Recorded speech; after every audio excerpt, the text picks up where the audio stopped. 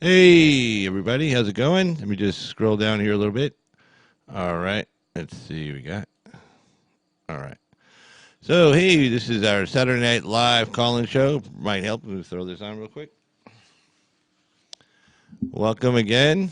So, Saturday night, late night live call-in show. Lots of news to get to. Hey, Rocky, how you doing down there? And it looks like it's just you and me, Mrs. Felbo. You and me, Mrs. Felbo. But we're going to get started. Yeah, big thing, the news, Nunes blasting Mueller report for relying on the media reports that promoted the Russia hoax. Seems like a large part. Hey, Mr. Jervis, how you doing there?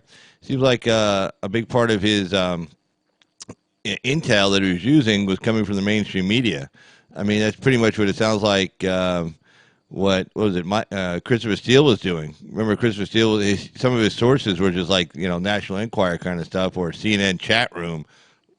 Things people were putting rumors up about, saying, oh, I got it off the CNN chat room. It's funny to think about Christopher Steele. We would have never learned any of this from him, but he got sued in Britain, in Great Britain, and it was a civil suit, and they filed a motion for summary judgment, to stop it. And once they got denied on that, so the plaintiffs were able to go forward. Well, a civil case. Once you go forward on a civil case, I mean, you can take depositions, you can do all kinds of discovery, you can get documents, you can get all kinds of emails, because he got sued for defamation and libel over there. I think he brought in the name of a Russian businessman or somebody, and so he's a British citizen, so they sued him in Britain. Couldn't complain about jurisdiction or venue or anything, because the guy he just mentioned, in his report, in his dossier, had nothing to do with anybody. I mean, nothing. I mean, he did have nothing to do with anything, because he sued in civil court. And so by suing, he's not waiving. Well, there is no Fifth Amendment right in Britain to begin with, but even if there was, he was pretty much waiving it in order to win. I mean, you could sue, plead the Fifth, but then you're not going to win. It's your burden of proof. So this guy was completely clean, because he was willing to go to a British court, a civil court, and lay it all out there and be subject to depositions himself. So he knew whatever Mueller and whatever Christopher Steele said about him in the Russian dossier was completely false. Otherwise, he wouldn't have gone forward with the civil suit. So, of course, they asked Steele all kinds of questions like, well, where'd you get this from? Where'd you get this story from? Well, I was paying attention to the CNN chat rooms. I mean, we have a pretty good chat room here, but I hate to think somebody sources it for the possibility of spying on the President of the United States. So, yeah, so if anybody wants to spy on the President of the United States, please don't source this chat room. So, hey, Shonda, how you doing? Hey, Jervis, how you doing there? But, but I mean, that's what he was doing. So, anyway, so Nunes pretty got upset, because as he's going through this and getting some of the backup, remember the Democrats want all the backup. Well, that's a double-edged sword, because a lot of this backup that they want to see shows that it led nowhere. Show that they follow these leads and everything, and it led nowhere. It shows where they got some of their initial information from. So I'm not sure Mueller's a big fan of letting it all out there either.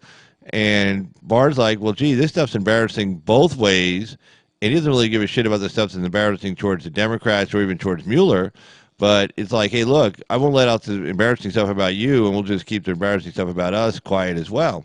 I mean, it's not criminal or anything like that. It's just, embarrassing. Or they chased after leads of somebody, and it turned out to be nowhere or nothing. So you don't want to mention that guy's name, because, the press won't remember, the people won't remember that the guy was innocent, the guy didn't do anything wrong. They'll just remember he got mentioned in the investigation. I had to refresh live chat, was frozen. Yeah, that'll happen if you come on and then you come back. Sometimes you gotta refresh the page and stuff. But yeah, so Nunes gets pretty pissed off about this. So let's go and take a look at this story. Let's see what we got here. All right, Nunes blasts Mueller report for relying on media reports that promoted Russia hoax. Let's jump over here. Okay. All right. Take a look. And this is from Rowan Scarborough, the Washington Times. Representative Devin Nunes is hitting the Robert Mueller report for relying on scores of news media stories that promoted the now-debunked Russia-Trump election conspiracy. A Washington Times analysis published on May 5th showed that the special counsel's report footnoted over 100 media articles. He used media articles as sources. He put them in footnotes, like when you're doing a research paper and you got to cite the source. So he's citing he's citing over 100 separate media articles as his source information. Some contained allegation of Russian collusion, such as communication intercepts that never materialized. So he's like reading these articles saying, well, here's a good place to get intel. Yeah, I know I got 40 FBI agents. I know I got the entire, spy apparatus of the United States of America at my disposal, satellites and communications and everything. But, I bet these media stories are a little bit more reliable. I bet Don Lemon is going to be more reliable than like these 40 FBI agents I got running around here, uncovering stuff. So let's see what Don Lemon has to say. Let's do that. Yeah, Don Lemon versus 40 FBI agents.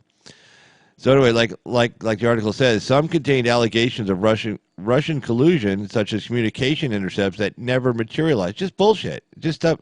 The press was just making stuff up. They were just throwing it out there. There was nobody coming back saying it wasn't true. Like Adam Schiff was throwing stuff out there too. Oh, I've seen stuff. You haven't seen it, but Mueller's seen it. And boy, when this comes public, Trump's going to go to prison. Trump's going to get impeached. And then, of course, after the Mueller report comes out, everybody asks Schiff, hey, what was that other stuff you saw that Mueller didn't see that would have said collusion? Oh, well, smoke bomb run away. I mean, just total nonsense. Mr. Nunes, let's see. Mr. Nunes of California, the top Republican on the House Permanent Select Committee on Intelligence, now calls the Mueller report a dossier. It is a reference. So he's not even calling it a report. He's calling it a dossier. It is a reference to the Democratic Party financed Christopher Steele dossier that leveled at least 12 conspiracy charges that the Mueller report debunked or failed to find evidence. Mr. Nunes voiced his criticism at a committee hearing this week. The Mueller dossier cites dozens of articles from the reporters and publications that were most responsible for perpetuating the Russia hoax, Nunes said. And they were right. They were just like making shit up, saying, oh, we heard this, we heard that. Nobody could, even if somebody denied it, oh, of course you deny it. That's what a guilty person would do. So thus Mueller produced a perfect feedback loop. Intelligence leakers spin a false story to the media. The media publishes the story. Mueller cites the story, and the media and the Democrats then fake outrage at Mueller's findings. Right. So in other words, the press is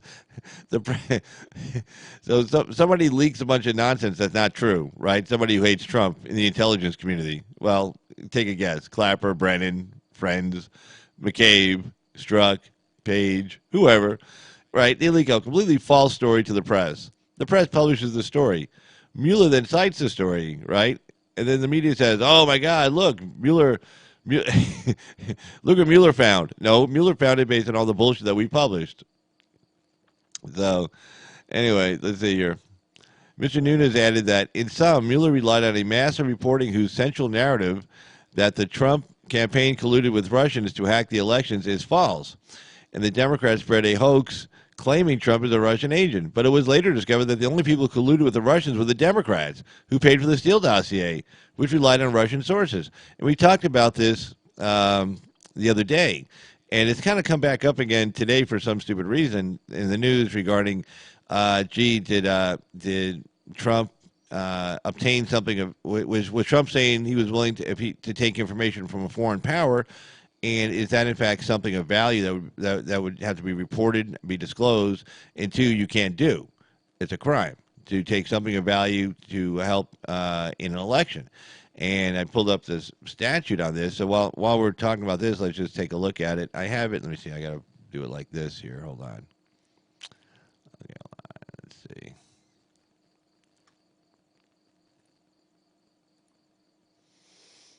All right. Mm-hmm. All right, so disclosure. Let's see, where is it? Oh, okay, so here's the actual statute. So let's take a look at the statute here. And we probably need to increase it so we can all look at it. Kind of hard to read if you can't see it. Is that good? Yeah, that looks pretty good. All right, so this is the big statute in question. This is Title 52 of the United States Code 30121, contributions and donations by foreign nationals. Okay, this is the big thing. Everybody's talking about the FEC. All right, so here's the section right here. Prohibition. It shall be unlawful for, 1, a foreign national directly or indirectly to make a contribution or donation of money or other thing of value. Now that's the key phrase. Thing of value. Is information in of itself a thing of value? Mueller in his report said no. He couldn't say that if you just get information in of itself, it's a thing of value. But if you pay for that information, you have now created value. If you remember correctly, like we were talking about how the U.S. dollar has no value, right?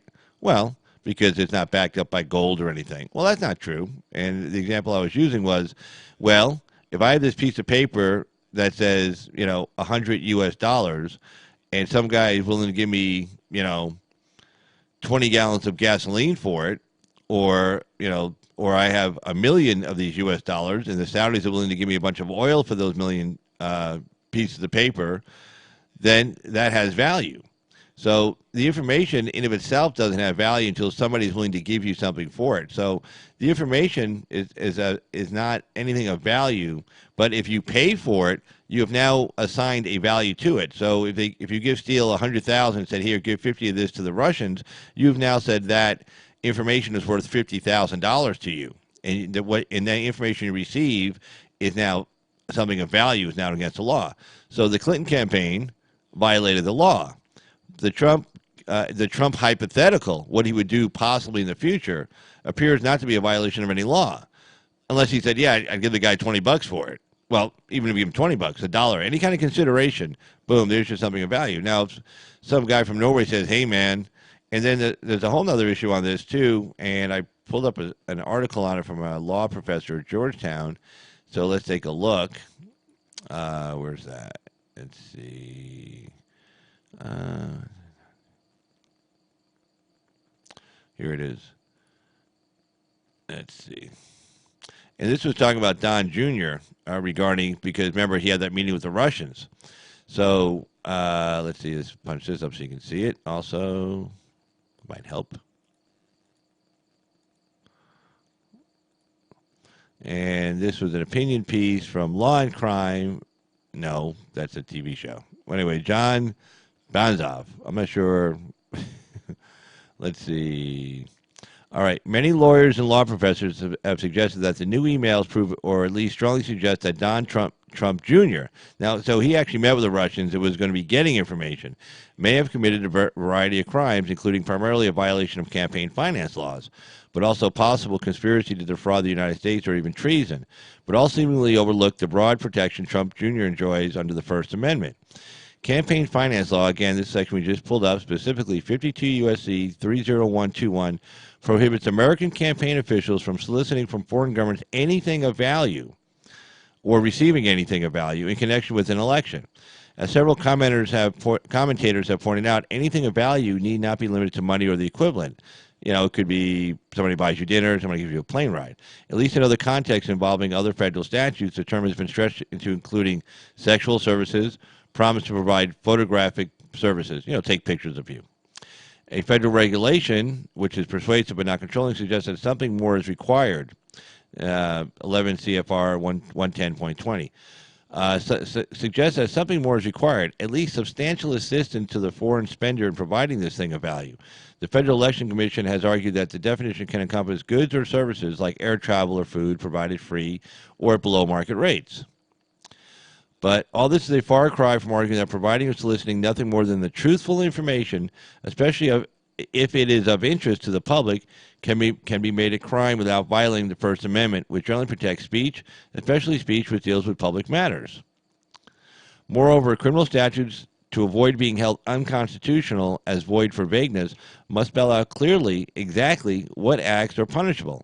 This rule is applied even more strictly where one's interpretation, for example, that truthful information about a candidate is a thing of value under campaign finance laws, would create serious constitutional problems.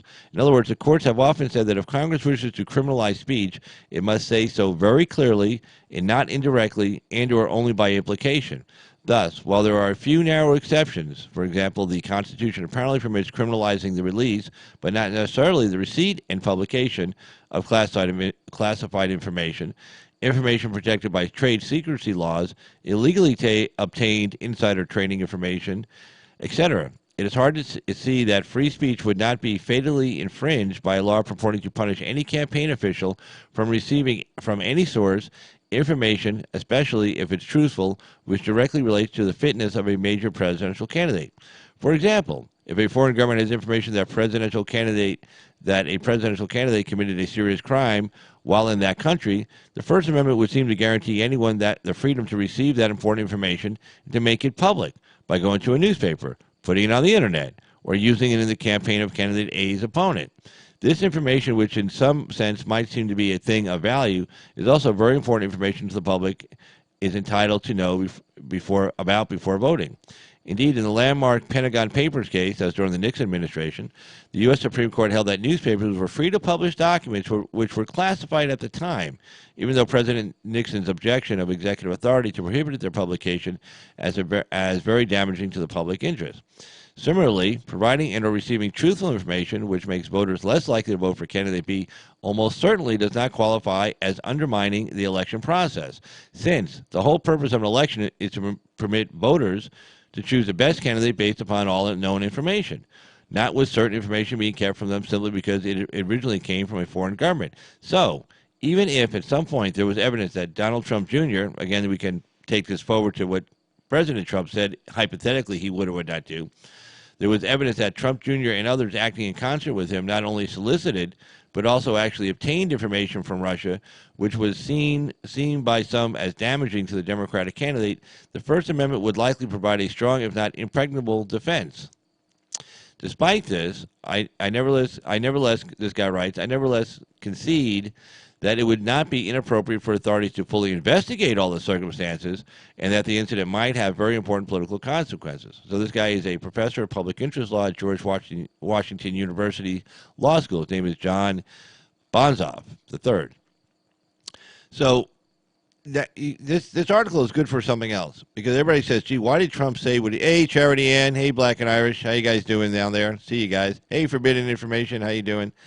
So everybody was wondering, why did Trump say what he said to Stephanopoulos?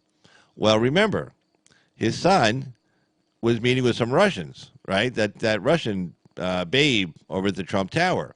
So if he said, yeah, it's illegal to get information, well, he's saying what his son did was illegal. Well, what his son did was not illegal. Again, his son didn't pay for any information. Trump in his hypothetical didn't say he was going to pay for any information. But the funny thing is, of course, is that let's see. The funny thing is that the Clinton campaign paid for that information on Donald Trump from a foreign source, from a foreign actor. And according to Steele, what he told the Clinton campaign is that it came from high-level intelligence sources and from high-level Russian government officials. So it's definitely not just a foreign person, it's a foreign government. So, if anything, what Trump's hypothetical is doing nothing wrong. What Hillary Clinton did was definitely a violation of federal election campaign finance rules, which, of course, she's never been prosecuted on. Of course, the FEC chairman didn't do anything about it. So to go forward, this is now just to back up the other story on Nunes being pissed off that Mueller was citing 100 different media sources as footnotes in his report. This is a story from May 7th, which kind of touched on the same thing. This is again by Rowan Scarborough. So basically, she's saying Special Counsel Robert Mueller relied on the media to feed his Russian election interference report, citing scores of stories, mostly from news outlets that promoted the debunked Trump Kremlin election conspiracy. Yeah. New York Times, Washington Post, CNN, MSNBC, NBC News. So Mr. Mueller's staff of Democrat-aligned prosecutors favored the New York Times over other publications. The 448-page report cited the Times more than 60 times. The report used a footnote inside of the Times more than 60 times as footnotes for sources of information, mostly in footnotes for articles that weave through the report's main narrative. The report refers to the Washington Post, another Trump critic news site, at least 40 times. CNN, principally an anti-Trump network, about a dozen citations. NBC News has about 10 story mentions. And its anchor, Lester Holt, is the lone journalist to appear in the report's personalities glossary for his May 2017 interview with President Trump. During the 22-month investigation, 22 months. And actually, the investigation went on for 3 years. But, Mueller was on it for 22 months, but still, that's almost 2 years just for him. During the 22-month investigation, the Times, the Post, and other mainstream media generally gave Mr. Mueller uncritical and favorable coverage, conservatives say. Ugh. The media stoked this so it makes sense they'd already have a steady diet of liberal reporting. The media stoked this so it makes sense they'd have a steady diet of liberal reporting, Michael Caputo, a former Trump campaign media advisor, told the Washington Times. It's just crazy stuff, you know? So let's see here. For more than 2 years, the New York Times suggested they actually blatantly said it. Let me grab a cigarette. I mean, they just can't. I mean, they were just saying he's an agent. I mean, he's a Russian agent. He's committing treason. He's like a sleeper cell. Like we were saying about the great dirtbag last night, like he was a sleeper cell. You were joking around with him.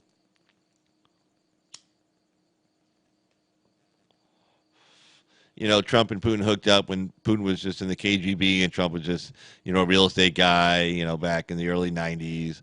And they hooked up and, Putin convinced him to, be a Russian agent, told him the ways of the future were communism. And Trump was like, yeah, capitalism sucks, man. Let's be communists. And it's kind of like, okay, you must, here's Vladimir Putin talking to Trump back in the 90s.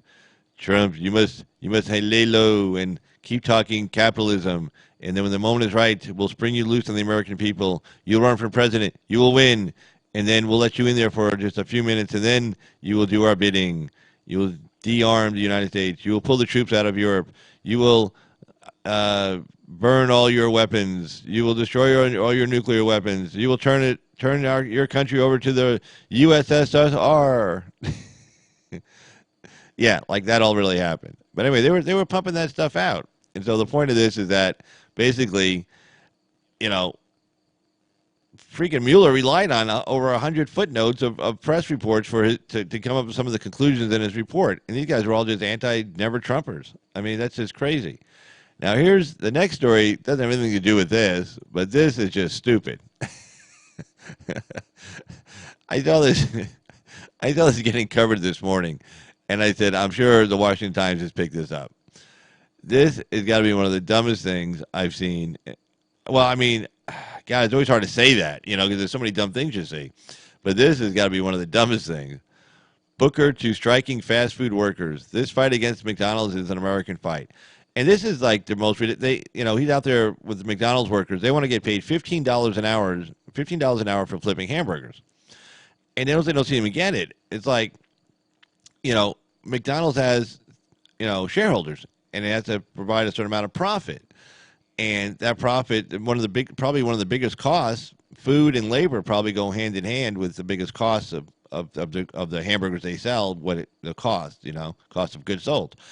So if you have, if you're paying $7.50 or $8.50 to like several employees, but then you got to pay $15. Well, maybe instead of 2 employees, now you only have 1. So that means you don't hire the second person, and that's just the way it goes. Because what are you going to do? Cut into your profit? Or what do? The other thing you do is you raise prices. So if everybody's making $15 an hour, like every kind of service industry makes $15. Everybody makes $15 an hour minimum.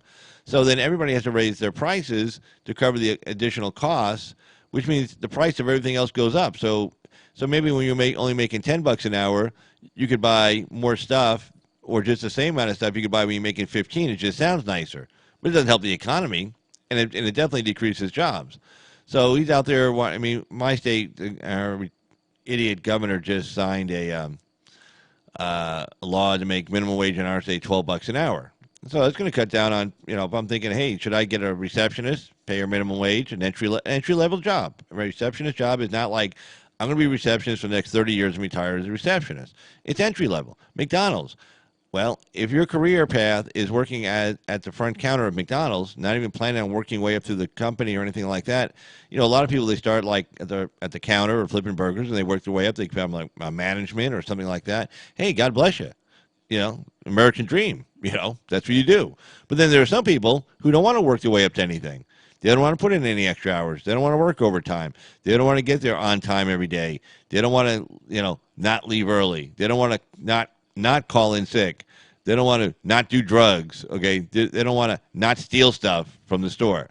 Okay, those people just want to sit there and make their little piddly ass wage, not have to think too hard. Go home, put on Gilligan's Island, or somebody who's a star or whatever, and just tune out. Well, good for them, but I'm sorry. Paying $15 an hour for somebody to flip a hamburger for me, I just that doesn't make any sense. And of course, McDonald's is going to have to raise prices.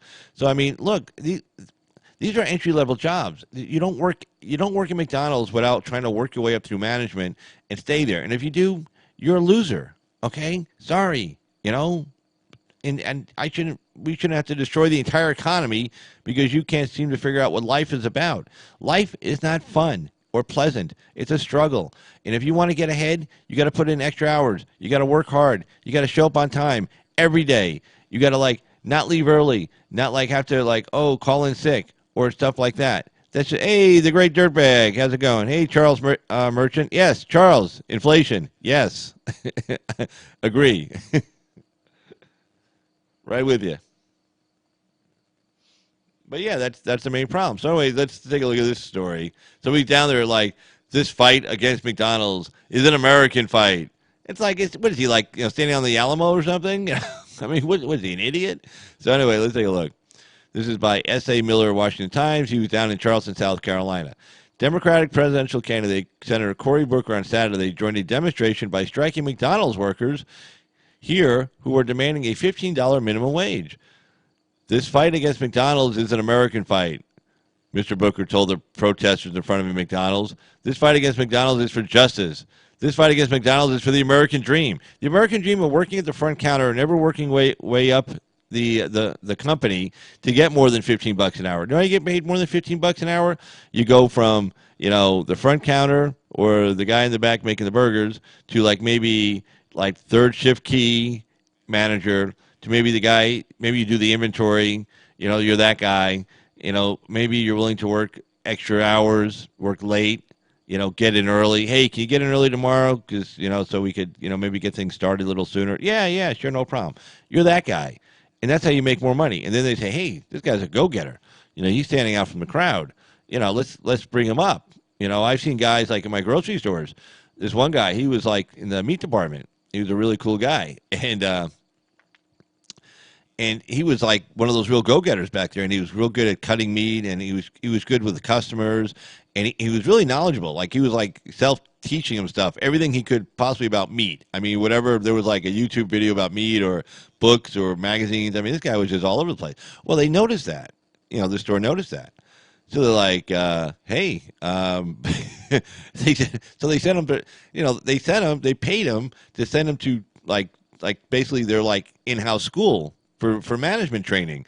They said, we think you're going somewhere. This kid was running around like a maniac. So anyway, so they sent him to management training. He leaves, and I was kind of sad to see him go because he was great. You want a certain cut of meat. He had no problem going back there, even if we had to re-clean all the devices and stuff. Hey, don't worry, I'll cut it up for you. You got it. He was that kind of guy. So of course, all the customers would tell management, hey, this guy's really good back there. And again, they noticed it, so they sent him away. He goes away for a year, or I think a year and a half. And he comes back, and I said, oh, man, I'm happy to see you back. I didn't even know he left. I didn't know why he left, rather. He goes, oh, yeah, well, they sent me to this management school, and then they put him in charge of the damn meat department of the store I was in that I shop at. And I'm like, oh. And it was good for him. That's how you get ahead. That's how you get a raise. You don't go to McDonald's, sit on your ass, and just take people's orders and expect somebody to give you a raise. That's not how life works. If you think that's how life works, I can't even tell you a country to go to anymore because I don't think everybody's kind of trying to adopt this whole capitalism thing around the world. So I can't even say, hey, go there. I don't even know what there is. I don't know what to tell you, but that's not life. Okay. And then you don't make a corporation have to pay $15 an hour for flipping burgers, have to raise prices, cause inflation on all of us, because it wouldn't just be for McDonald's, it'd be statewide, nationwide, whatever wide. And everybody, and then the cost of goods goes up, employment goes down because you say, hey, I could hire 5 people paying them this wage, or 3 people paying them this new minimum wage. So 2 people have to go down the road, or you just don't hire two new people, and that causes unemployment. So anyway, let's see what else he did. He rallied the striking workers and labor activists as his campaign looks to gain traction in South Carolina, home to the third nominating contest and the first primary in the South. Many of the 2020 Democratic presidential candidates have taken aim at McDonald's and allied themselves with the push to raise the federal minimum wage to $15 an hour from the current $7.25. Campaigning in Nevada, Democratic presidential hopeful Senator Kamala Harris marched with striking McDonald's employees in Las Vegas. Too bad I didn't get to go down and see that. I'm sure that would have been just great. But anyway, I would have been like laughing at them. You people are idiots. Oh, God. I would be like, get a real job. In South Carolina, which doesn't have a state minimum wage law and relies on the federal mandate, the issue is galvanizing black voters who make up the majority of Democratic primary voters. The McDonald's demonstration also drew Democratic hopefuls former Representative Beto O'Rourke of Texas and South Bend Mayor Pete Buttigieg. Mr. O'Rourke delivered coffee to the striking workers earlier in the day. Buttigieg helped kick off the march to the McDonald's. Later in the day, the three candidates and Senator Elizabeth Warren of Massachusetts participated in the candidates forum in Charleston hosted by the Black Economic Alliance. Oh, God. I had to cover this story. I mean, it's like crazy. Hey, F.B.I loves America. How you doing down there? Let's see, Charles, what do you write? Minimum wage hike is a shell game. The socialists create buzz while demanding $15 an hour, and the core can justify introducing automation. Right, that's another issue, Charles. Excellent, because who was it?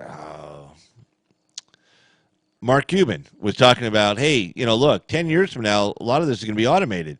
So, right, there is right now it's cost prohibitive to do the AI robots at McDonald's, Burger King, etc.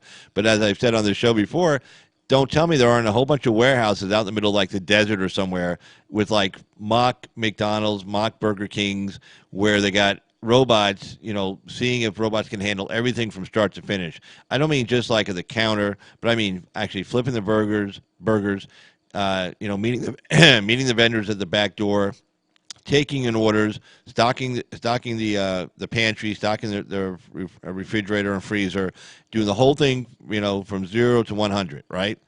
And so, and my guess is they probably, we know we have that technology right now, but it's really expensive. So my guess is they're probably looking at it, figuring, okay, how much does this cost per hour in a store? So like right now, say you have 10 employees at say $10 an hour. Okay, so $100 an hour for the employees. So right now the AI is probably like, $10,000 an hour, $20,000 an hour, whatever it could be. Who knows? I don't know what it is. But the cost of AI, just like the cost of anything else, is coming down. And at the same time that's coming down, and Mark Cuban says, look, man, in 10 years, a lot of these service jobs are going to be gone. Bartenders, cooks, McDonald's employees, they're gone. And the robots are taking over. So at the same time you got they're increasing the cost of labor, making AI more competitive with labor, and the cost of AI is coming down, and the cost of labor of human beings is going up. At some point, it's going to meet and come close. And then the thing about robots, remember, robots don't call in sick, robots don't do drugs, robots don't steal money out of the till, robots don't steal food, robots don't need a break. Well, at the end of the day, you can recharge them or whatever the hell you do to a robot. I don't know. But, I mean, so you don't have any of those issues. Robots don't have to leave work early because the kid's getting out of school, or the kid got sick and they have to leave and go pick their kid up at school and take him to the doctor. So at some point, there's going to be that cost is going to come really close to AI, and that's when you can see a lot of people suddenly unemployed. Yeah, she was there in Vegas. Charles, I don't know where. I'm up in here in Pahrump myself, so I don't know where she was in Vegas. I mean, I don't know if I would have gone down there anyway, but I don't know. Maybe I would have gone down there anyway, because I would have just been like, laughing at these people. I mean, I would have been laughing at them. I mean, like, really? You want $15 an hour to flip a hamburger? Really? Wow. Okay. Or like even on the cash register. I mean, they don't even have dollar amounts on the cash register amount. It's all like push button. Big Mac, quarter pounder, fries, large. It doesn't say like, $1.35 or anything. And then even when it tells them how much change to give you back, they still screw that up because nobody knows how to do math anymore. But yeah, interesting story on math. I saw an interesting story on math. But anyway, so let's see here. In fact, I saw something interesting. Let me just jump over so you have to watch me look for it and everything here.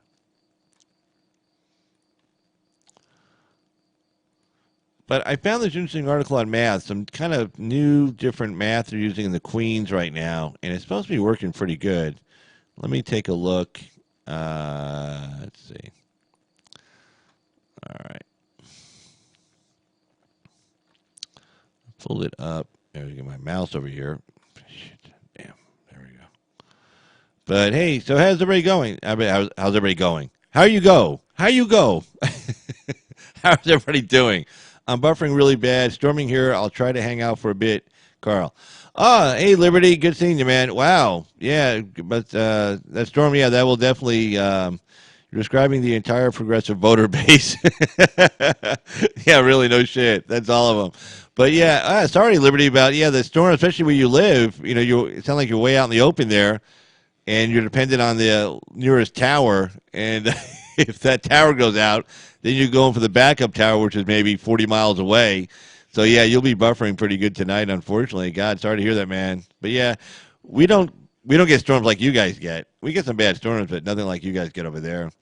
Yeah, keep your powder. Yep, definitely keep the powder dry, without a doubt. Good advice, Effie.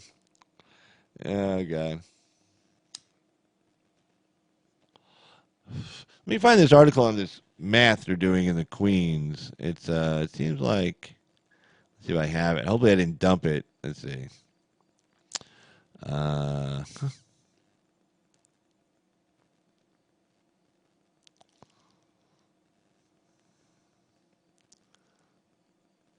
well, actually, let's do this one first. Okay, we covered the African migrants last night and the night before, actually. Well, the story just keeps going. It doesn't want to end. So we'll go ahead and cover this right now. Let's see here. All right. Oh, there you go. So anyway, I saw ABL covered a little bit of this today. I think I sent him a super chat on his show, you know, saying, yeah, this is crazy because he was talking about, you know, these migrants were going from San Antonio up to Portland and stuff. But let's take a look here. But yeah, so I mean, the story itself is insane if you think about it. First of all these people speak French. Now, there are two languages we speak a lot of in this country: English and Spanish. And then suddenly, here come these people who speak French. Well, shit. I mean, you know, I mean, we all can know enough. Even if you don't know Spanish, you can generally find somebody nearby. Literally, this is true. And if you live in the Southwest, you can. You live in the Southwest, uh, probably even Oklahoma, like where Liberty lives. Oklahoma, Texas, the Southwest, Arizona, New Mexico, Nevada, California, Utah. If you live in one of those states, probably even Colorado now, you can, even if you can't speak Spanish, there's generally somebody nearby who speaks both Spanish and English, albeit maybe poorly, one of the languages poorly, but you can generally find somebody. But Jesus, where the hell are you supposed to find somebody who speaks French? You know, you got to, and these people don't speak English; they speak French. So, and they're from the Congo, which is like Ebola outbreak. And supposedly they're quarantining these people, and everything's supposed to be nice and safe, and nobody's going to get hurt, and that kind of crap. you know, but it's like that. The funny thing is they send them to Maine. Well, it gets pretty freaking cold up there. I mean, they're from the Congo. I mean, that's between the tropics, if I'm not mistaken, or like right on the edge of the tropics. Well, they don't have 4 seasons. They sure shit don't have snow. And it sure shit doesn't get to like 20, 30 below up in the Congo. These people are just wandering around the streets. And they have all these homeless shelters that are now for their own people. Because a guy that called on ABL show today was saying, hey, there's a lot of big drug problem up there. You got a lot of homeless people who use drugs. Well, pretty much they've taken over all the homeless shelters. That, what are they supposed to do? They're telling other people to land on their lap. Say, here you go. San Antonio's like, and then it's funny because, the people up in Portland, the governor's like when she was running or during her, when she got when she gets sworn in and she gave her speech, she said, oh, we love migrants and stuff. Well, now she's like, hey, don't send us anymore. It's like, oh, not my backyard. NIMBY politics at its best. Yeah, Maine is saying they're right, Effie. Maine is saying they're full. They don't want to take anymore. But when she was getting sworn in, she made it sound like, "Oh, we love migrants and diversity is great, and we're going to take everybody in from all around the world, and we can help, and we're here in Maine, and we're loving people, and la la la." And now they're getting them. And it's like, whoa, whoa, stop! I was just saying that. I didn't mean that for real. That kind of thing. So, right. So let's take a look at the story. It's by Anna Giatrelli of the Washington Examiner. All right. So, San Antonio, Texas. Boom. Roughly 300 Congolese and Angolan citizens who arrived, and trust me, the Congo and Angola, that's just like war-torn, crappy, terrible place. Okay? I mean, just no hint of civilization whatsoever. So, I mean, it's just, let's see, the best way to say it, these people don't have a work ethic, okay? I mean, again, we've talked about this in the past. Like, we all know, all of us know people from Mexico. I mean, our neighbors and stuff. And these people work their asses off. They have a work ethic. People from Congo and Angola, no, they don't have a work ethic, okay? Just, that's the best way to say it. But anyway, who arrived in San Antonio the first week of June after crossing the U.S.-Mexico border days earlier, have all briskly departed the city for destinations across the country, some with fuzzy plans based partly on hope. And I caught Laura Ingram's show on this, I think it was last night or the night before, and she had this, one of their French reporters they brought in from, like, Europe to come over. They didn't have anybody who spoke French in the United States, I guess. Brought over to go up to Portland and actually, talk to these people. And it sounds like they got on a plane. Now, mind you, these people are saying they need asylum. So, like, somehow, even though they need asylum and they're in fear for their life, they're somehow able to make it to the airport, buy a ticket, wait online, get on a plane, and fly away. It's like wasn't it like the Ben Affleck movie? They were, like, chasing them down the runway on the cars. They're leaving Tehran. Remember that? The hostages? I can't remember the name of the movie. And, was it like that? Were the cars trying to chase the plane down and keep it from taking off? Were they getting shot out as they were getting on the plane? My guess, no. And then also the one guy, the reporter from Fox, says he looked around and this guy had a wad of $100 bills in his back pocket. Well, where'd he get that from? So it wasn't like, these aren't asylum seekers, okay? They're not like they got money. They're not in fear of anybody. And if they were in fear, I mean, hey, just go north. You can go to Uganda, you can go to Kenya, you can go to Ghana. There's lots of places you can go that have nothing to do with Congo. And generally, the governments over there generally don't like the government of the Congo, so they'd be like, yeah, come on over. What's up? How you doing? Yeah. Oh, yeah, those guys in the Congo, yeah, they suck. Yeah, come on in. I mean, you could do it, but they don't want to. Then they land in Ecuador. What's wrong? Well, what's wrong with Ecuador? Is there something wrong with Ecuador? I don't know. But I guess while they're in Ecuador, were they getting persecuted in Ecuador or something? Then they have to get on a plane. Well, I don't know how. Well, somehow they end up in Mexico. I don't know. They take a train, a plane, whatever. Well, anyway, they end up in Mexico somehow. And then they end up showing up at the border on foot. So they just do and asylum. So, I mean, that's a hell of a long way to go to get asylum. I mean, it's just nonsense. So obviously somebody's paying these people to come over here. Obviously. The people in Congo don't walk around with wads of $100 bills in their back pocket. They just don't. So something nefarious about this, and it's not right. Okay? And now suddenly they're in Portland, Maine, where I'm sure they're going to fit in just fine. Jeez. It's like, and now, according to this reporter from Fox, because, like, they're all up there bitching and moaning, saying, like, oh, you have to give us stuff. It's like, hey, whoa, who told you to come here to begin with? Like, they're all being bitching and moaning to the people of Portland and to the, government workers and stuff. Like, oh, we need this, we need this, we need this. I'm like, well, shit. Hey, man, I'll give you a bus ticket back to the border right now. Or better yet, send them to Canada. I mean, it's not that far away. Tell them how to sneak across the border. It's really porous, the border between Canada and the United States. You just, pretty much just walk. It's not even a fence. Or nothing. You walk through the woods. That's it. That's all you got to do. That's what I do. It's like, hey, Canada's a really nice place. I mean, it's already cold. But anyway, let's continue on with this story. The hundreds of family members and single adults from Central Africa first showed up on June 4th at the southern border's Eagle Pass and Del Rio towns in south central Texas. The migrants surrendered to the Border Patrol agents and claimed asylum after crossing the Rio Grande. The agency did not, as it's supposed to, turn families over to the Immigration and Customs Enforcement. Instead, it released families onto the streets of Eagle Pass and Del Rio. Just like, here you go, according to two government and non-governmental officials with first-hand knowledge of the matter. The African migrants then bought bus tickets to either San Antonio or Austin. They're just like wandering around through the country, just like buying bus tickets, just like, hey, we're here illegally. Nobody's keeping an eye on us. We're just going to take off. So the African migrants then brought the bus tickets to either San Antonio or Austin, according to San Antonio Interim Assistant City Manager Colin Bridger. So let's see where the next step was. So if a family, the sponsor, it's been 24 to 48 hours and they can't buy the bus ticket, then we'll buy it. Elizabeth Nemeth, executive director of Catholic Charities West Side Center, told the Washington Examiner Thursday. For a family of 5 to 7 looking to travel by bus to New York, it will cost $2,000. Well, why New York? Why anywhere? While many Central American families who arrive have final destination the family members in mind who could pay for their tickets and put them up, the African families did not always have quite as clearly defined plans. Well, clearly defined plans. They don't have any plans. They don't know anybody over here.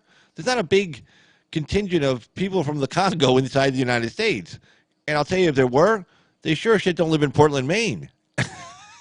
It's like we don't have like a city with like Little Congo. Like Little Italy, Little Havana, whatever. There's no Little Congo in any city in the United States. It's like, look, we don't need any more cheap labor, unskilled workers. We have a whole country right to the south of us that we've been next to for a long time, and we have a lot of mutual cultural relationships with. We can get that figured out. Somehow this can get figured out. But then you throw into the mix people from a whole nother continent across the Atlantic. It's like, Jesus, we're just trying to get this thing worked out with Mexico and Central America. And now you throw this one at us. It's like, what? It's like, really? It's like, how much more can we take? Who's next? I don't know. Maybe some Australians? I don't even know where to say. I don't know.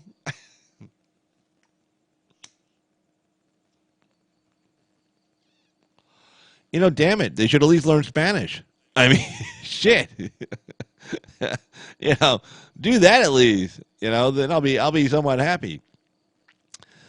They don't have quite as clearly defined plans. Who the hell wrote that? It's like they don't have any plans. They just showed up. They don't know anybody here. Anyway, so here's a list of. Okay, here's a tweet. If anyone is curious where the Congolese migrants ended up, here's the information the city provided me by total families. All right, so let's see. There we go.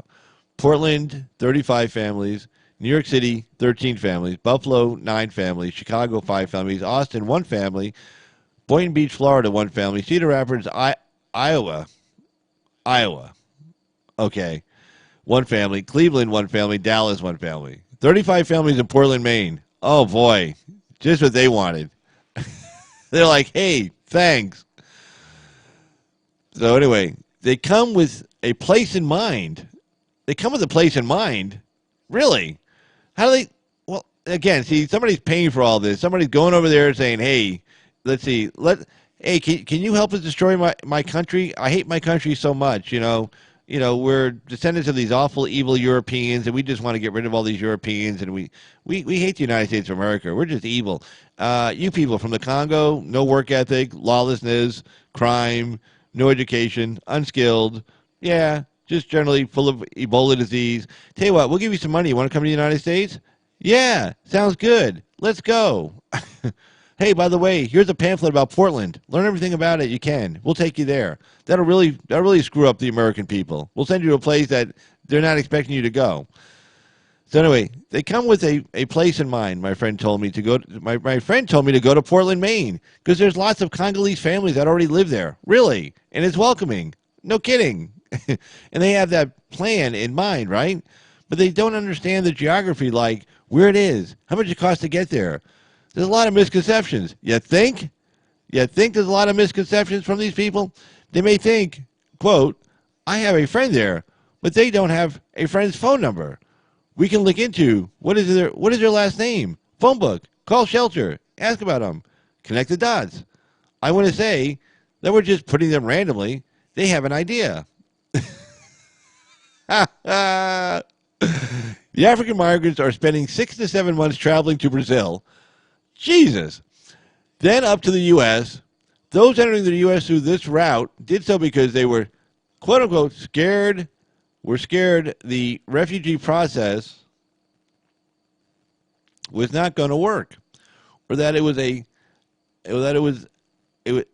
or that its last. Jesus, who wrote this? Man, was scared that refugee process was not going to work, or that its last a standstill. Said Christina Higgs, Catholic charity spokeswoman for the San Antonio region. Somewhere traveling to or through Europe was getting really dangerous. He used the term, and I hate to say it, but they were trying to hedge their bets by coming his way and see if they couldn't get here that way. Officials from the city and local government, now, mind you now, these people are now living in our country, okay? The people who are talking like this. Officials from the city and local organizations expect Africans to continue arriving in San Antonio.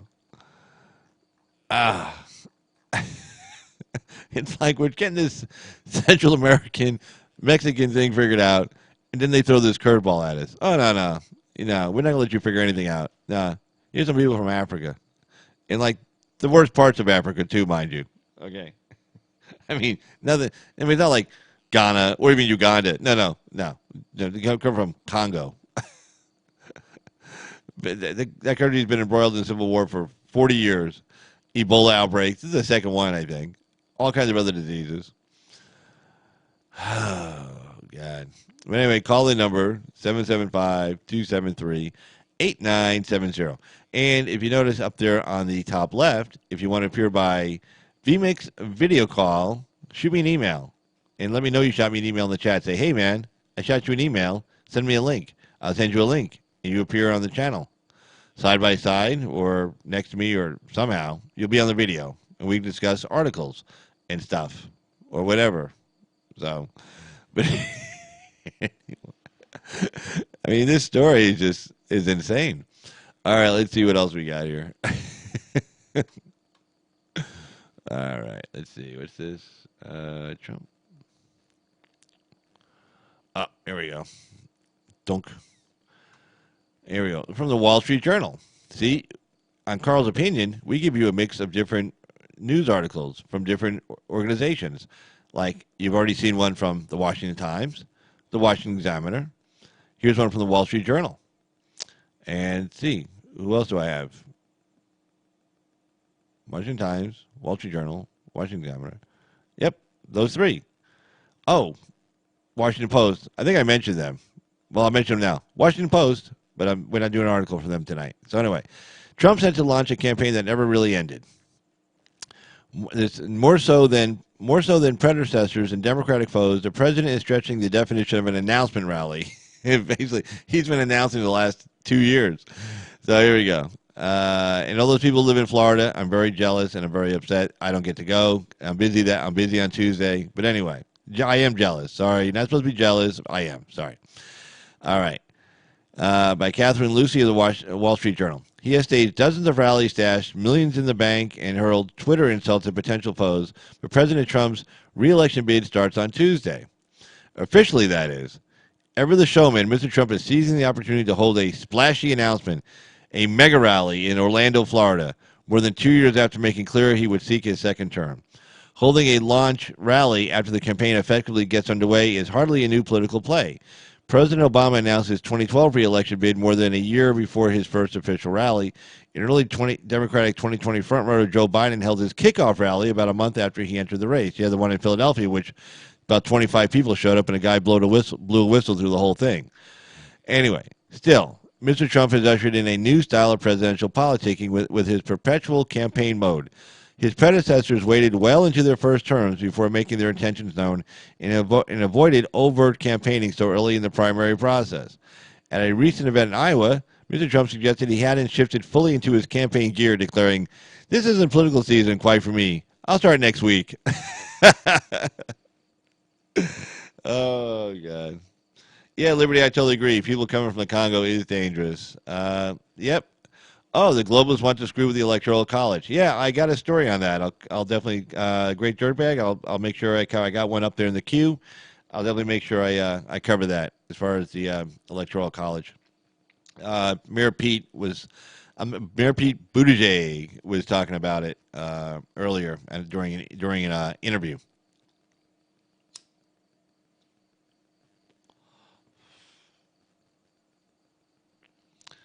Let's see. Okay. All right, so let's see here. Where was I? Okay, Mr. Trump and his team believe that this is the right moment to reassert his campaign prowess as their operation has expanded and the Democratic primary field appears set. They selected the battleground state of Florida to stake their claim with one of the large venue gatherings that defined the president's 2016 operation. This is why it was so important, for the governorships that we won in both Florida and Georgia.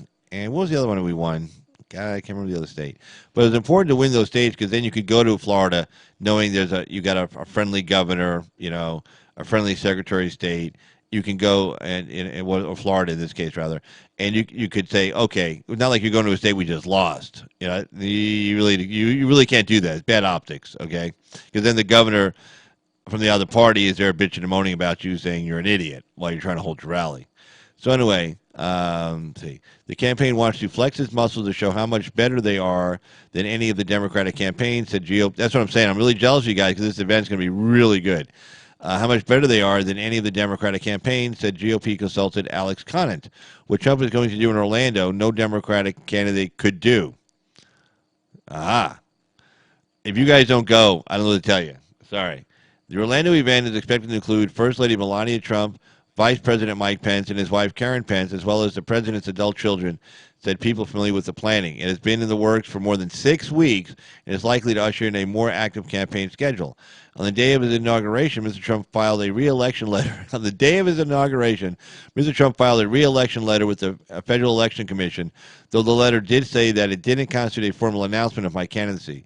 A month later, he held his first campaign-style rally in Florida, telling the crowd, "I'm here because I want to be among my friends and among the people." Many of the Democrats seeking the presidency have announced first and held a rally or formal launch letter later, often seeking to make a symbolic point in the process. Senator Elizabeth Warren of Massachusetts announced an exploratory committee before holding an official rally a little over a month later at the site of the historic labor strike. Senator Bernard Sanders of Vermont declared his plans on public radio and later held a rally in his native Brooklyn. Pete Buttigieg announced an exploratory committee a few months before he formally launched his campaign in the Indiana city where he is mayor. There's a picture. There's a picture of Biden when he was in Philadelphia during that lame crowd announcement speech he gave. I mean, it was lame. It was terrible. When seeking re-election, past modern presidents have taken their time to shift into politics, believing that campaigning can diminish the power of the White House. Obama launched with a video announcement in April 2011 and didn't hold his first rally for over a year. George W. Bush filed the FCC in May of 2003, didn't campaign overtly until the following year. Obama and Bush didn't enjoy campaigning as much as Trump. True. Trump totally loves going out on the campaign trail. They were very much consumed with world affairs, said presidential historian Douglas Brinkley. Oh, fuck him. What a dick. Brinkley he's a dick. Okay, he's on MSNBC a lot. He goes, "Oh, they were very much consumed with world affairs. Like Trump is campaigning, he's not consumed with world affairs." Yeah, well, they screwed up world affairs. Okay, 9/11 sound familiar? Who was president then? Oh, Bush, the guy you love so much now, the guy who you hated when he was president. Oh, President Obama. See, what did he do that was so good?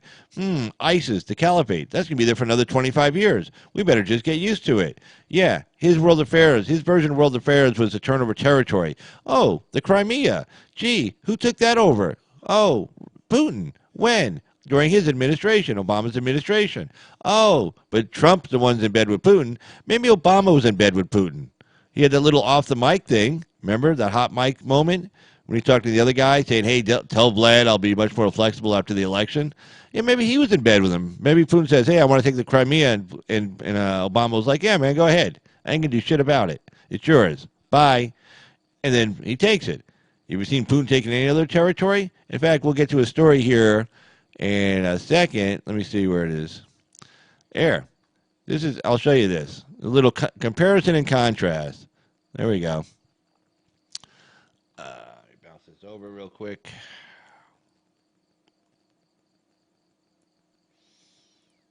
Boom. All right, here's a little comparison and contrast for you. Okay. Anyway, Obama's president. Putin takes. Let's see. God damn it. He did that. There you go. Obama's president. Putin takes Crimea, and it's actually. It looks like he's going to go right into the whole Ukraine and take that over. Remember, I was there for that. I remember seeing all that shit. And then here comes President Trump. And what happens in Europe now? Let's see. The Ukrainians were begging President Obama for military equipment, anti-air weapons, anti-tank, ammunition, all kinds of stuff. They were even begging them to send, Air Force planes into the Ukraine, to provide like an air umbrella over the Ukraine to keep the Russian planes from coming in. Obama said no. He said no to all of it.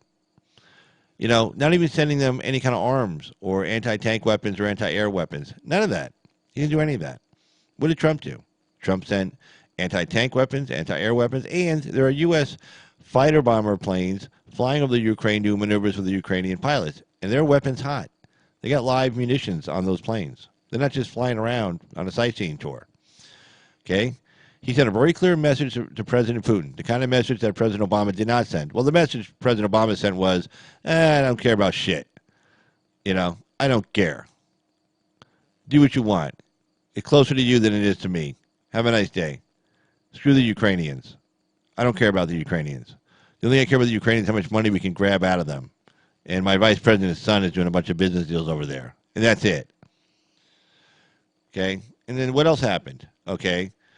NATO, spending more money on its own defense. So now you got a stronger defense in Europe against the Russians. Does that help Vladimir Putin? No. Did Obama ever accomplish that?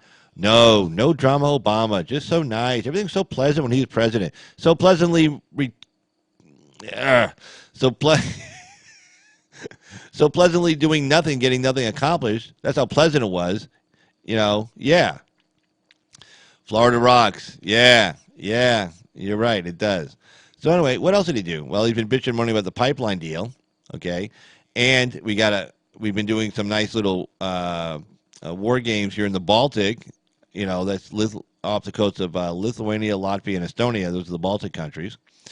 So Trump is sending 1,000 troops to Poland, and guess who's paying for it? The Polish people, of course, the way it's supposed to be. They're paying for all the infrastructure for us to have our 1,000 troops there. They're like, yeah, please. They want more. They said, we'll build you a nice base, beautiful base, and you bring your guys. Because they know, look, we pay the Germans to protect them. Stupid. But anyway, they'll say, look, you show up, we'll pay for the infrastructure. Why? Because one, it protects them. Two, all those troops, those young guys with cash in their pockets, they're going to spend money in those cities, wherever those bases are. I mean, they're not, and that sends all the money back home. They get a paycheck, they cash it, and, here comes the bars, the restaurants, the shops. Maybe they'll send some gifts back home. That's fine.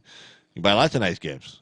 You get lots of good food in Poland, O'Shea Duke Jackson's in Poland right now. He's over there. He seems like he likes it a lot. Seems like a really nice place. So, but anyway, so that's what he's doing. So let's read this story from the Wall Street Journal. And so it says, this stupid thing.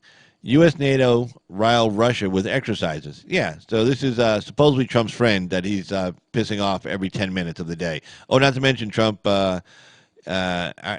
our soldiers to wax 200 Russian soldiers in Syria. They were quote-unquote mercenaries. They were like regular army Russian soldiers, okay? They got killed by us. Thank you. Anyway, military maneuvers in the Baltics involve ships, thousands of troops. Russia fears a buildup. Yeah, good. The U.S. and its NATO allies flexed their muscles along Russia's western border this week with military exercises and a pledge of new troops that have deepened Moscow's fears of U.S. intentions in the region. Thousands of U.S. and European service members and 50 ships are staging mock assaults on the Baltic coast near Russia as part of the largest U.S.-led exercises there since Russia invaded Crimea 5 years ago. President Trump on Wednesday committed 1,000 extra troops to Poland, which has become an important military hub. 1,000 more troops from the North Atlantic Treaty Organization, NATO, allies, are training in Poland to show how quickly they can deploy in case of attack. For governments in the region, the American activities provide reassurances, even if Mr. Trump occasionally has appeared to question the U.S. commitment to the alliance. No, unless you're an idiot. He wasn't questioning our commitment. He just wanted to get these guys to put some more money up. So he's telling them, look, if we don't put any more money up, we're out of here. Well, they thought he was, they thought he might do it. So they put more money up. Good for Trump. Anyway, deterrence works when you have capabilities to back it up, says Sven Zakov, director of International Center for Defense and Security, based in Estonia, a NATO member in Baltic country bordering Russia. This is a region where Russia is at its strongest and NATO at its weakest with the bulk of its forces. Yeah, if you look at the map, I don't have one up, but Google it. Anyway, you'll see, it's up there near what used to be Leningrad, which is now St. Petersburg. It's up right there, north, up there in the Baltic by Finland, right there. But anyway, it's way up there. So the point being is the reason why we're at its weakest is that it's far away, it's furthest from our air bases, our ships and stuff. I mean, the Baltic, you don't want to get a big fleet stuck in the Baltic, if you go to war. It's not the best place to be. So, we don't have a lot of troops out there in that part of that part of Europe. It's far away from our Air Force bases, et cetera, et cetera. So anyway, this is actually a good show of force for the Lithuanians, Latvians, and Estonians, who I'm sure are very happy. Little history there. They became independent countries after the Treaty of Versailles, in 1918, if I'm not mistaken. Then, as soon as Germany and Russia had that pact, when Germany invaded Poland, the pact was Russia could invade the other half of Poland, if you will, take half of it, and also take the Baltic states, which they did. They seized them. The Baltic states have been seized more often than they've been independent countries. I mean, you go back, Napoleon, everybody's gotten those countries at one time or another. But anyway, from Moscow, the size of the exercises has raised fears that war games are covered to deploy more alliance troops around Russia's borders. The U.S. and NATO say they are defensive. Deputy Foreign Minister Sergei Ryabkov said the lack of trust between the countries, as well as a lack of military-to-military contacts, have created a dangerous situation for Russia and the U.S., which have clashed over the fate of Syria, Ukraine, and Venezuela. Mistrust is predominant, Mr. Ryabkov said in an interview. The Kremlin hasn't commented directly on the Baltic Sea exercise. The Russian Defense Ministry, suspicious over NATO's intentions, has boosted troop readiness levels and deployed reconnaissance units around the war games. Russia sees the exercise as a preparation to deploy large NATO forces across the Baltic region, said Mikhail Barabanov, an expert at the Moscow-based Center for Analysis and Systems Technologies. The region around the Baltic Sea emerged as a potential flashpoint after Russia invaded Ukraine in 2014 and seized part of the country. NATO deployed 4 new units of around 1,000 service members, each to Estonia, Latvia, Lithuania, and Poland. All were controlled by Moscow for decades, but joined NATO afterwards. After regaining independence, U.S. and 18 European nations on Sunday started the 2 weeks of exercise in the Baltic Sea involving 8,600 troops, up from 5,000 last year, including 2,300 from the U.S. Leading the engagement is the U.S. Navy's instituted U.S. Navy Second Fleet, reactivated, should have waited a second, which was reactivated last year to counter Russian activities in the North Atlantic. The command has been dissolved 8 years earlier when the Russian threat appeared diminished. During the Obama administration, we don't need that. We love the Russians. Let them take Lithuania, Latvia, and Estonia. We don't need to have any ships in the area. Idiot. Anyway, the command had been dissolved 8 years earlier during the Obama administration when the Russian threat appeared diminished, according to President Obama and his ill-suited defense Secretary of Defense and ill-suited Secretary of State, who didn't know what they were doing and decided, let's let the Russians take over those 3 countries because why not? Anyway, I editorialized a little bit there. Anyway, U.S. Navy Vice Admiral Andrew Lewis, the fleet's commander, said in an interview that the exercises were improving how the NATO nations' forces operate together. Yay. Anyway. All right. Power has kicked off twice now, but good now. Liberty, something tells me you have a backup generator. At least I hope you do. At least some battery backup power or something like that. Because, kind of where you live, it seems like you probably would need something like that.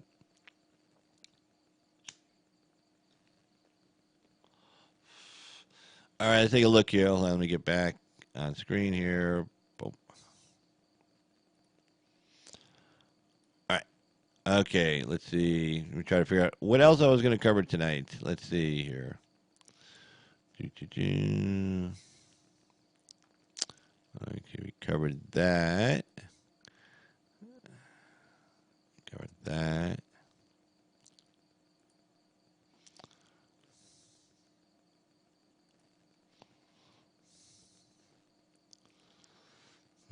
Mm-hmm.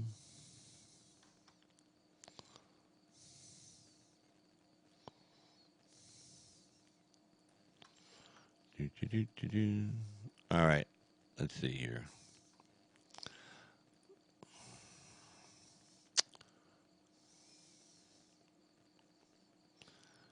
And the calling number is 775-273-8970.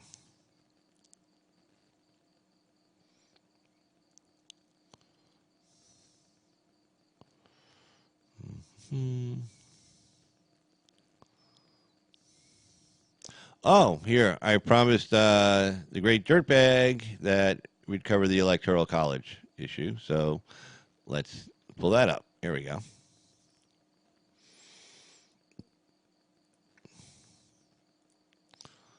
Oh, and switch over now. Hold on.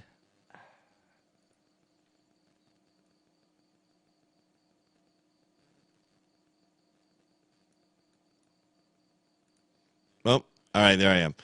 All right, Electoral College. So let's get to it. Pete Buttigieg reveals left's long-term plan to kill the Electoral College, which we talked a little bit last Sunday with Gerard Coate of the sovereignhope.org. And, you know, basically, the Electoral College is designed to make sure that you don't have a tyranny of the majority of the population, you know, because 51% gives you a majority. And it also makes sure that individual states, regions, territories, that their interests get addressed by elected officials, by national elected officials, by, say, the U.S. Senate, by the president, et cetera, so that they just can't go to the population centers and ignore the rest of the country. So basically it becomes like a tyranny of the urban areas over the people who don't live in urban areas, because if you're campaigning and it costs you pretty much the same amount of money to travel to, say, Des Moines, Iowa, as it does, you know, L.A., California, and you have limited money to spend, and so when you go to campaign in these places, what are you doing? You know, you find out what the local concerns are of the area, of the region, and you tell people you're going to address those. You have a plan for them. You develop a plan. You say, look, if you vote for me, I'm going to help you with this issue. But if you never have to go to Des Moines, or you don't need to go to Des Moines, you never have to at least promise people you're going to take care of their problems, then those problems never get addressed. So then you go to L.A. and they say, what are your problems? Well, our problems are those people in Des Moines. You say, oh, I'll fix that. No problem. What do you need?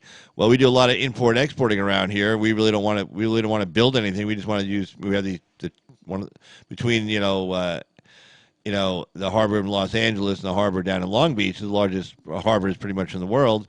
We're generally into import-export, so we don't need to manufacture stuff, and the people in Des Moines want to make stuff, so we can kind of nix that for us. Oh, yeah, no problem. Just vote for me and I win.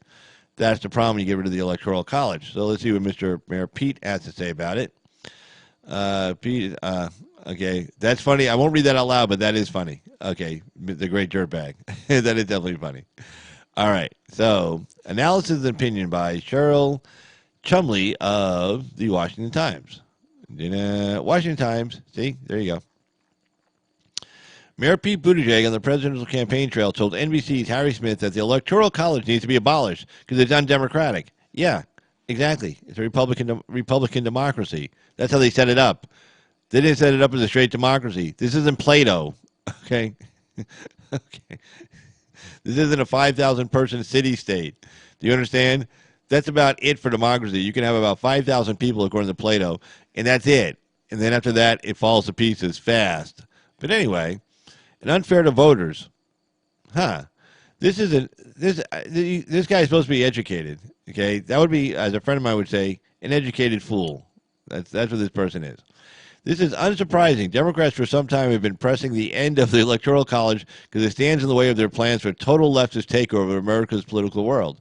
But lest you think this is a phase rather, Buttigieg made clear for Democrats it's a long-term goal. It's a plan that's not going away anytime soon. I agree.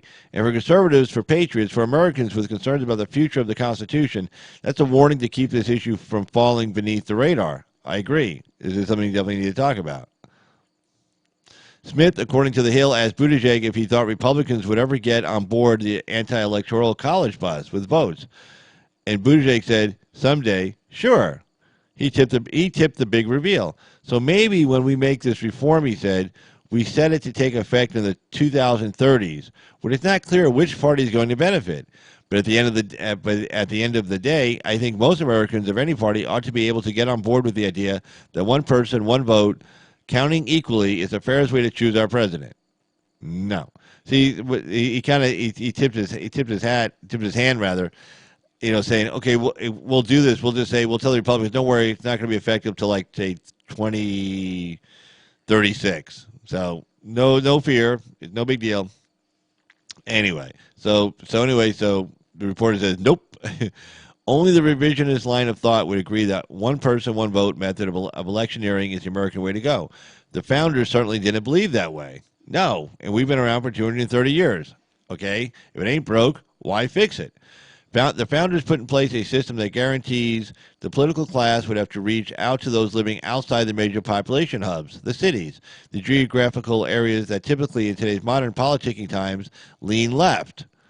Founders were also concerned that states with smaller populations would be swallowed by states with larger populations, and that the political stage eventually would become dominated by a select few from a couple of select areas.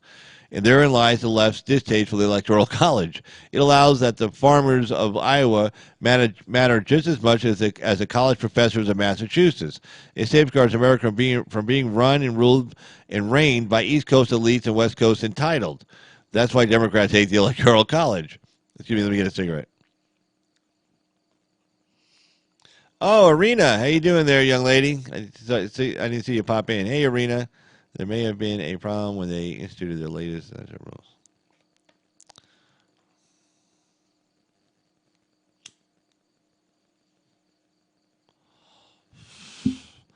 Good seeing you, Arena.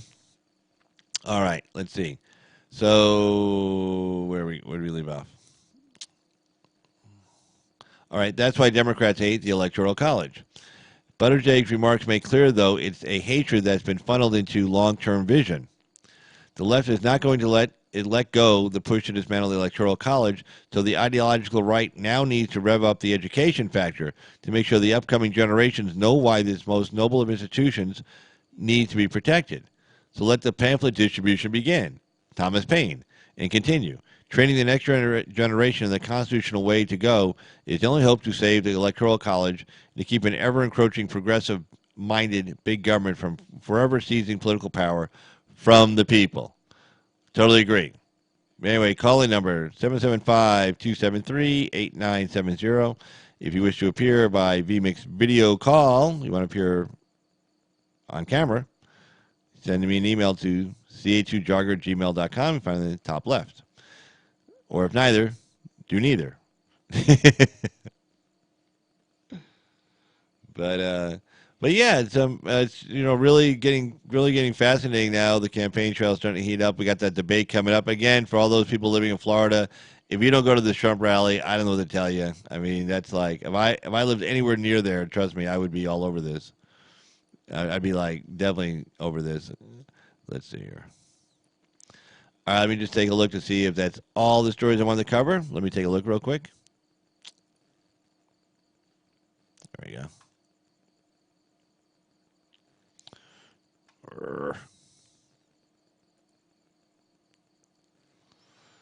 Let's see.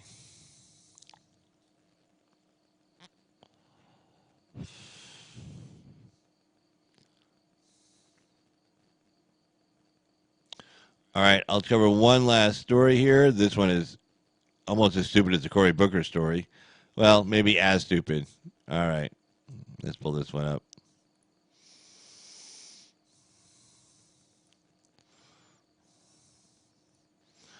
All right, Stormy Daniels is hosting an abortion rights swamp trash block party. This is the truth. This is a real story. This is by the Washington Examiner. Okay? Just when you think the abortion rights people can't get any more disgusting, no, they find a way to do it. So, unbelievable. But anyway, let's take a look at this one. Stormy Daniels hosting abortion rights swamp trash block party by Alana Goodman of the Washington Examiner. All right.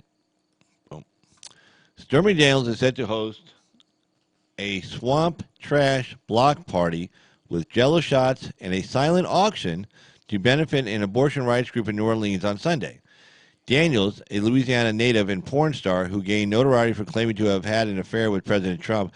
Well, actually, she gained notoriety before that because she could do 3 guys at the same time inside of her through a certain part of her body. That's how she gained fame initially. But anyway, I'll do an ABL. I digress. Anyway, who gained notoriety for having an affair with President Trump, will throw the party at 2 bars in New Orleans, according to the Times-Picayune. The event will feature specialty cocktails, astrology readings, that's important, and a silent auction with a new art piece by mixed media artist Louis St. Louis, according to the invitation. Funds raised by the block party will go to support the New Orleans Abortion Fund.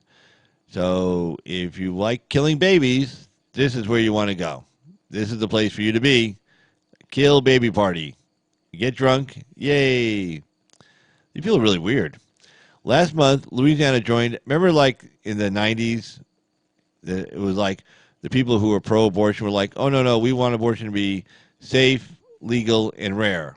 And now these people are throwing parties with Jello shots, celebrating it.